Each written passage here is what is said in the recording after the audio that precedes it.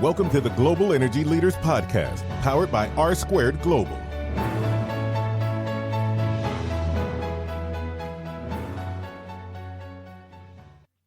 Welcome to another edition of the Global Energy Leaders Podcast, episode 53. And today, let me tell you something. This is interesting, to say the least. We bring on Professor Paul Sullivan, and you need to go read his bio. He's got all kinds of stuff going on. He's at Georgetown and NDU and all this stuff. So go check out his bio at globalenergymedia.com, where you can find the full show notes page. Obviously, it's in iTunes and Google Play and everywhere else. But look, I'm not going to talk very long today. This is a very deep topic that he gets into, and he really brings some light about what's going on in the Middle East and how it pertains to energy and some connections there and some stuff that you may be aware of and you may not be aware of. We go a little long, so I'm no outro today. So when we get through with him, we'll just cue up our standard outro, and we'll get out of here for you. But really enjoyed the discussion with Professor Sullivan. Again, check out the show notes. You can connect with him on LinkedIn, and we're going to have you on in just a few more episodes to talk about Japan, and hopefully, again, to come back on and to clarify some of the stuff, because it's so deep and integral that it's really kind of hard to kind of fully understand all of what he talks about, because he knows so much, right?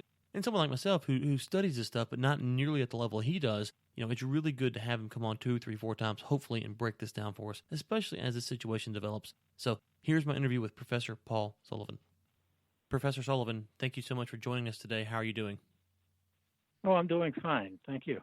Okay, well, you can't turn on the news, it seems, without discussion of Russia, Middle East, Qatar is recently in the news. Can you kind of set the table of why this is always in the news cycle, it seems like, and where did it start at, and how did we get to where we're at today? Well, let's just focus on the Qatar problem with the rest of the Arab world, pretty much. For many years, Qatar has been supporting the Muslim Brotherhood, and also they have Taliban collection people in Doha, and they've been supporting other rather nefarious groups, including Hamas. And finally, the rest of the GCC got fed up with them when the following happened. And it really had little to do with the so-called hack of the web page of the Qatari foreign minister. It had to do with the Qataris paying certain Shia militias and groups associated with Al-Qaeda and Iran $1 billion to release 26 members of the royal Qatari family who were taken hostage in southern Iraq while they were falcon hunting. And this kind of sparked the beginning of the end for relations with the rest of the GCC, because the UAE and Saudi Arabia, Egypt, and many others consider the Muslim Brotherhood and actually register them as terrorist groups. We haven't registered them as that yet. We should. These guys are up to no good. And also giving $1 billion to Iran, Saudi Arabia, UAE, and many other countries in the region think of Iran as their mortal enemy, almost an existential enemy. And this really shouldn't have come as much of a surprise to the people who know about the region once they connected the dots on the hostage issue and also the problems over many years. This has been building. It's not like it hasn't been there. The Russians are taking a back seat on this rather cleverly. The Turks are not, and this could bring real danger to the situation. They're sending food, which is kind of a good thing because they're helping out the regular Qatari people, even though they're some of the richest people on the planet. But also they're going to be sending troops, which kind of blocks a whole sense of what negotiation may happen on this. It also brings a militaristic viewpoint to a solution. And Turkey's military is quite strong in the region. The only military that could really challenge them are the Egyptians. And if that ever comes to effect, we are in deep trouble. The Egyptian military is mostly anti-brotherhood. The leadership of Turkey is brotherhood. It's Muslim Brotherhood. So I have a question for you. A couple questions, Yes. actually. Okay, so you said a lot of stuff there that I want to circle back around to. So you said that a lot of these Middle Eastern nations have the Muslim Brotherhood as a terrorist group, but we don't in the States. So can you break down why we haven't, and are we kind of alienating some of our allies and friends in the Middle East by doing this? Actually, we have been, and this goes back quite a bit. And what really sparked off the tensions between Egypt and the United States in particular was when Mr. Morsi, a Muslim Brotherhood member, became the alleged elected president of Egypt, and I have questions on that. And the Obama administration started to warm up to him almost immediately, whereas most Egyptians have a real problem with the Muslim Brotherhood. And certainly when the Brotherhood was summarily tossed out of leadership in 2013, we essentially stopped our funding to the Egyptian military for a while, which was a pretty bad move, because what's saving the entire region from complete and utter chaos right now is the Egyptian military. And that contradicts a lot of what you read in the newspapers. And by the way, most of what you read in the newspapers is done on little research and little knowledge and lots of print. No, we've discussed that on this show before, is that, we bring on experts like yourself to talk about topics. And, it's so funny. You get such a unique and deep perspective when you sit down, take 15 minutes and 20 minutes on this show like we do, talk to an expert, and you can hear just the depth and the wisdom that you bring to this conversation, because this is something that you study and you research a lot more often than a reporter who's got to put out a blog or post something on a daily basis. So, no, we've kind of delved into that some. Now, one of the things I'm curious about is, you talked about Turkey might enter this discussion, and that could be a problem. From an energy standpoint, let's just kind of step back and say, what are some of the pitfalls we could see here? Because you have OPEC that's in that area, obviously. Then you have the Saudis, which are looking to put their IPO on Saudi Aramco. And then you talk about there may be some trouble with Turkey and Egypt. And it just sounds like we could potentially get to a spot to where we could see an oil shortage potentially if stuff goes really bad. Well, yes, but I think we should focus in on liquefied natural gas at first, if you don't mind me doing that. Please do. Yes, Qatar is the largest exporter of LNG in the world. It controls pretty much between 25 and 30% of the market. Most of their LNG goes to Asian countries. The most vulnerable is South Korea, but also vulnerable are Japan, Taiwan, China not so much because they have other sources of energy. And India uses Qatar almost exclusively as a source of LNG. And Qatar also sends a bunch to the European Union, whatever that may end up being. Right. And the British, about 30% of their LNG imports come from Qatar. So Qatar is a giant in LNG for now. That's going to change in the future, but I don't think fast enough if this thing goes south very quickly. There was something that happened last week that kind of jolted me out of thinking about a different direction of this. 2 Qatari LNG tankers turned around off of Yemen. They were to go through the Bab el-Mandab off of Yemen through the Red Sea and the Suez Canal onto Europe. And that also jolted the UK because these ships, as I understand it, were heading to the UK and other places to offload. Wasn't really sure where they were going. But, this sort of thing can happen even more strenuously if the Suez Canal is essentially shut down for Qatari traffic. Let me hop in real quick there. Explain the importance of that canal to our listeners who may not know. Oh, that canal is hugely important, but also it's connected with other choke points. Let's start with Qatar. Let's say we have LNG ship or an oil ship leaving Qatar. Qatar is not a big oil producer. It's about 500 to 600,000 barrels a day compared to Saudi Arabia, 10 plus. But let's say it leaves port and it heads, let's say, to the east, southeast, and it has to go through a place called the Straits of Hormuz. 15 to 17 million barrels of oil go through this tiny straits every single day. And that canal that it goes through is about 2 kilometers wide, less than 2 miles. Yeah, not very big. No, it's not very big, and also it's a chaotic place, often with aircraft carriers, gunships, container traffic, LNG ships, oil ships, all going back and forth. Mistakes can be made. But just remember the 15 to 17 million barrels going through. Why is this important? Because in the entire world, there are only 92. Right. 15 to 17 are cut off or slowed down, or there's a psychological effect. Price of oil shoots up. And as I understand it also, because it is very narrow, if a ship were to get attacked and sunk in the channel, it could really delay production for a long period of time. Well, it won't delay production. I'm sorry, not production, shipping. Yeah, sorry. And about 45 to 50% of all oil traded is traded via ship. That's another important point to know. Now, let's say the ship gets through the Straits of Hormuz, and then what it does is it cuts around Oman. Actually, one side of the Straits is Oman, and the other side is Iran. which is another thing we'll talk about. And then you go around Oman, then you go around Yemen to the Bab el-Mandab, and people listening to this, they can just bring out maps and see where this is going. Then you enter the Red Sea. And as you move up the Red Sea, you contact the people in the Suez Canal Authority saying, I'm coming through. If they say, no, you're not, then you're going to have to figure out another place to sell your oil and your LNG. The greatest increase in energy traffic through the Suez Canal has been LNG over the last 10 years, and mostly Qatari, going from south to north. So this gives you an indication of the vulnerability of Europe, because once you get through the Suez Canal, you're in the Med.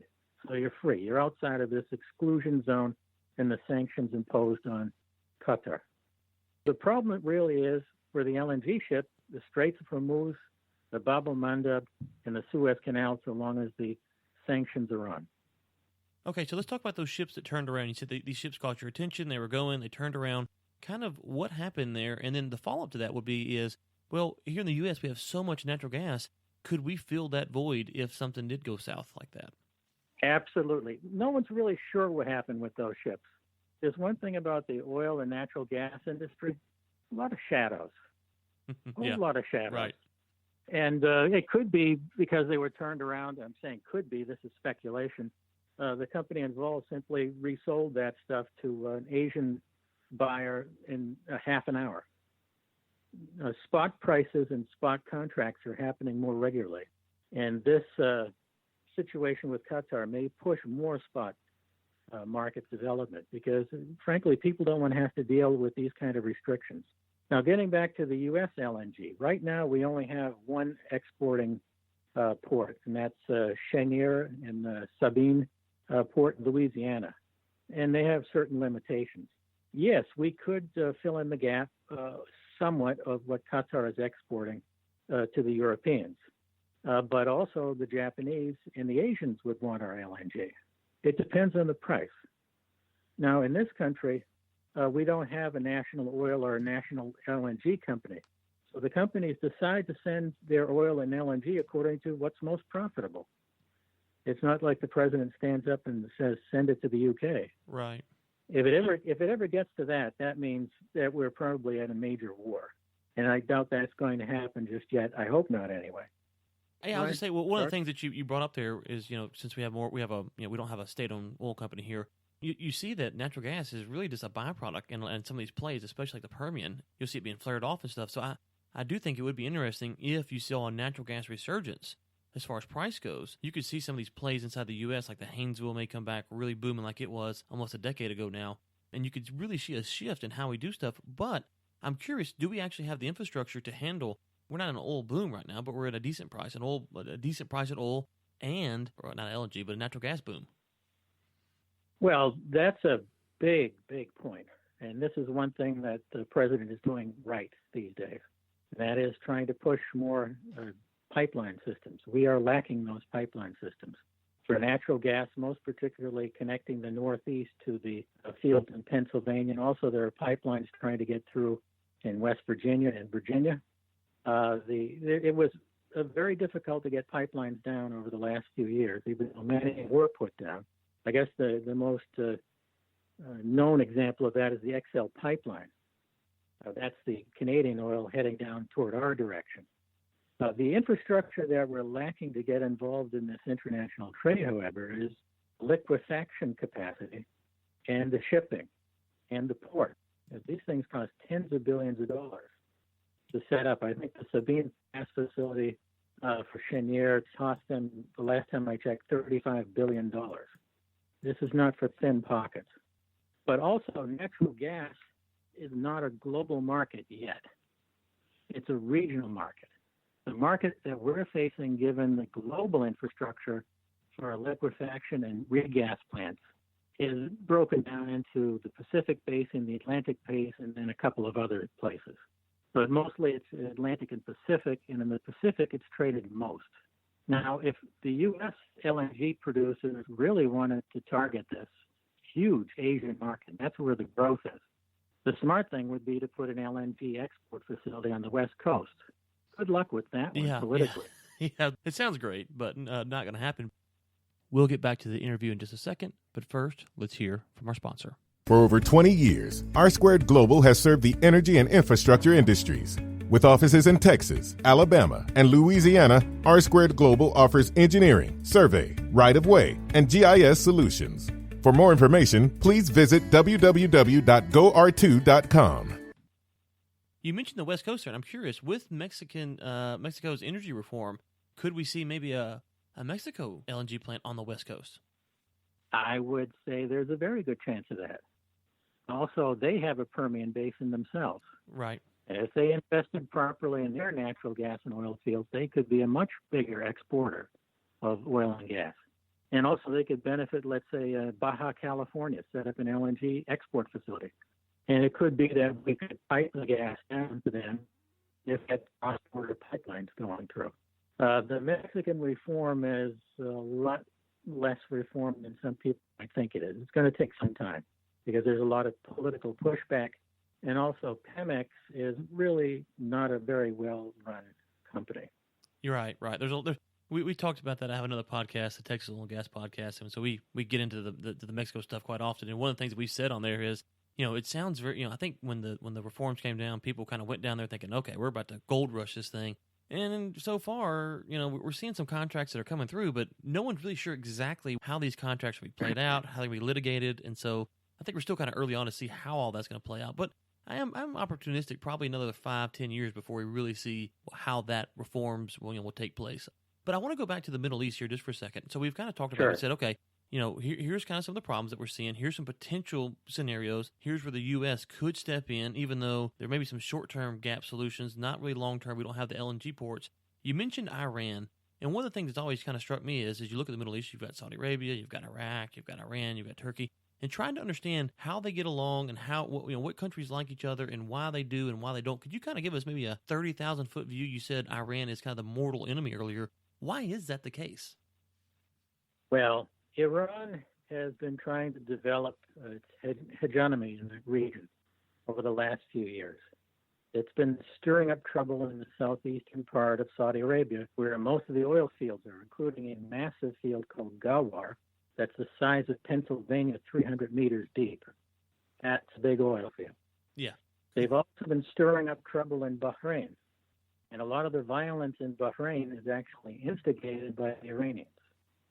They're supporting Hezbollah in Syria. They're supporting Hezbollah in Lebanon. They're supporting other Shia militias in Iraq. And I will be very frank. The people who won the Iraq war were the Iranians. What makes you say that? Why do I say that? Yeah, because we opened the door for them to essentially have a Shia state in the southern part of Iraq. And that's where most of the oil fields are, and it's been pretty much a vassal state, a puppet state of Iran. The only part of Iraq that is not essentially run by the Iranians are the Kurdish territories in the northeast. And then there are fairly lowly populated area in what was unfortunately called the Sunni Triangle, near Tikrit and heading toward the Jordanian border. The Iranians are very aggressive in the region. They have gone kinetic at times. Also, there's the Republican Guard Force and General Sullivan. People listening in want to look this guy up. He's one of the baddest dudes in the Middle East. The Shia-Sunni split started way back soon after the passing of the Prophet Muhammad. Some people thought that Ali, who was direct relation to him, should be the next caliph, or the head of the Muslim Ummah, the group of people who are part of the Muslim world. But it was actually voted in. A fellow named Abu Bakr became the next caliph because the elders decided he had more age, more interest in solving some of the problems that Muhammad wanted to solve, and many other things. It's a very complicated history. But over the years, the tensions have built and waned and waxed and become more difficult. And what we're looking at now is what is sometimes called a fitna, which is kind of chaos. That's an Arabic word. Whereas it's as bad as they've ever been. And one thing that drove this to go in this direction was the 1979 revolution in Iran and the installation of the Ayatollah Khomeini as the head of that as a religious leader, something called the Wilayat al-Fiqh, which means he was all-powerful. And oddly enough, I hope I'm not boring you with this. No, I'm just letting you speak. I want to soak it in. Well, what's going on here is this fellow, the Ayatollah Khomeini, flipped Shia philosophy and governance upside down backwards. For centuries, the religious leadership, the ulama, the ayatollahs, and others of that same sort of group were supposed to be outside of government because the understanding was government is necessarily corrupt until the Mahdi returns. And the Mahdi, when he returns, it's the second coming. Jesus returns and all hell breaks loose. It's the Islamic version of Revelations. Real quick, let me just kind of make sure I'm tracking along here. So there's a couple things. One, we have this religious divide that's going on here that kind of sets different trajectories on how they see the world. And then on top of that, if I understood your point about Iraq and Iran earlier, is essentially Iran expanded its borders into Iraq without ever formally claiming it, but they've basically done it just because of the way that the war turned out and how the certain group of Muslims are in Iraq now. They basically control a large portion of Iraq without going to war or fighting over it. Is that kind of a summary view of what you're saying? That's about what happened, yes. Yeah, that's about what happened. That's one of the reasons why many, particularly the Saudis, are not happy with us. And in some of my visits to the region, while this was all going on, I was at 2 o'clock, 3 o'clock in the morning. That's when meetings happen often. And people would regularly turn to me and say, why did you hand this over to our enemy? Yeah, I can see that. That was a shocker. I'm just a professor. I didn't have anything to do with it. Right, they were calling you. I could see this happening now. And I'll be very blunt. I considered the Iraq war to be a mistake to begin with because of my knowledge of the country and the region, and I wasn't really sure of the purpose of it. I'm still not sure of the purpose of it, but I do know what the results are, and that is that Iran is more powerful, and it's building what is now called the Shia Crescent all the way from Iran up into Iraq, into Syria, all the way to Lebanon. And the Sunni consider this a threat to them. Well, let me ask you this, because one of the things that we see when we talk about the Middle East, obviously, the debate for protecting oil and energy assets and stuff like that always comes into play. But there's also people who say, okay, well, America has historically sided with the Saudis too much, and maybe it was time just to kind of let the Middle East figure out what's going on over there. So if Iran takes a day, or Iraq takes a day, or Saudi Arabia takes a day, whatever, but maybe U.S. should just kind of step back and let it play out there, because it seems like, as you mentioned with the Iraq War, we put our hands in different spots, and none of it ever comes out to the U.S.'s benefit or anybody's benefit, really. Well, part of the problem is not all, but a lot of the people who make these decisions, and of course I'm speaking on my own as a U.S. citizen now, right? Not as a professor at NDU or Georgetown. Now, all opinions are mine alone. Let's keep that in there. We got that in there. They don't know the data. I got calls from senior leaders as this thing was building up, asking me questions like, is it true that Iraq is 70% Sunni? Yeah, of course not. They should know that, huh? They didn't know they didn't know the basics. Right. But they did know that they were already winding up to war. And as I was once told, Dr. Sullivan, the train is out of the station and you can't stop it. Well, and one of the things that you mentioned, you said, I think that a lot of people now today, whether you're for the Iraq War when it happened or not, I think most people today are like, okay, you know what, we don't really understand what happened there, but it's really kind of more of a, like you say, looking back now, we're all kind of confused on what was going on there. No matter where you were before the war started, I'm not sure of anybody today that looks back and goes, well, that was a good decision. It seems like we've kind of not really sure what to do with that situation. We have to be sure of our decision. And let's get back to the present day. Okay. Qatar has the largest U.S. air base outside of the United States. It's called Udeid. We have 10,000 of our service people there and a whole bunch of contractors. It's right in the middle of this business right now. And this base is used for strategic maneuvers and other things in the region. It's very important to us. So on the one hand, we don't want Qatar to be part of supporting terrorists, clearly, against our interests. But what do we do with this base? This is a huge question. And a huge amount of money went into that, effort, and so forth. And we have the Fifth Fleet in Bahrain. Again, we don't have a particularly light footprint in that very small area.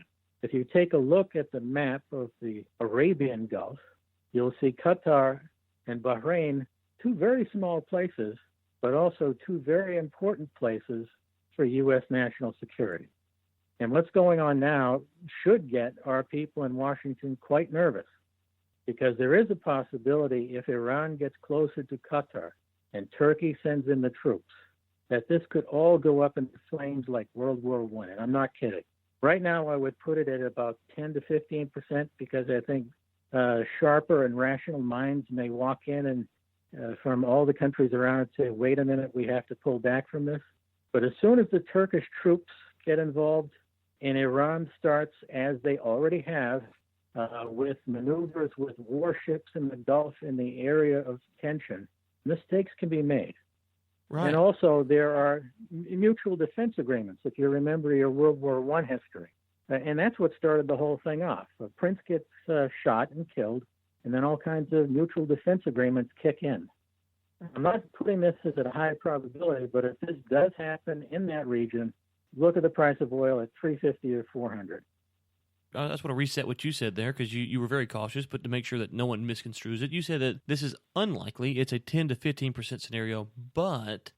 Yeah, it's unlikely, but the tensions are there that may tip it. The ingredients are on the counter, but they're not in the pot. That's kind of what we're saying. They're just sitting there, but they could be put together. Well, yeah, it could. Don't everyone get nervous about this thing going off the edge here? Right. The most likely thing, well, there are a couple of other likelier things that could happen. Qatar backs off after a lot of pressure, but that may not happen either. Or the other side, well, this isn't working, so let's cut back on the sanctions. But I don't see that happening either. What we'll probably see is a bouncing around of negotiations and tensions and ratcheting up tensions and all kinds of innuendos and arguments. And there could be very harshly voiced things. The United States getting involved in this right now, if we're going to do that, we better do that with people who know what they're doing and know the region. And also, we need to give not mixed messages. And right now, we're giving mixed messages. Yeah. You may know about that. The president says one thing one day, he says another thing the other day, and then the Secretary of State says something kind of in the middle and contradictory, and then the Secretary of Defense says something else. Yeah, no, that's one of the problems that even on some of the biggest Trump supporters I'm aware of, that they're frustrated with the fact that, okay, he says something and then maybe he goes on and tweets on Twitter something else, and it's just like, okay, just be consistent so we kind of understand what's going on here. And it's quite, I don't want to get in the whole Trump thing, but it's quite interesting to watch a president who might just undo himself by talking more than he might. And so on this issue, though, right here, it's extremely important for the U.S. government to send a direct message. This is our policy. This is what we're going to do, and this is why we're going to do it. And I can echo your comments there, because one thing you don't want to see is, especially if what you're saying is true, and you're the expert here, so I'm going to defer to your judgment. The potential could be catastrophic. It's unlikely, but we don't want to push it in that direction. We want to send a very clear message. This is what our government stance is, and this is how we're going to tackle this. And we want to bring this to a nice de-escalation as soon as possible.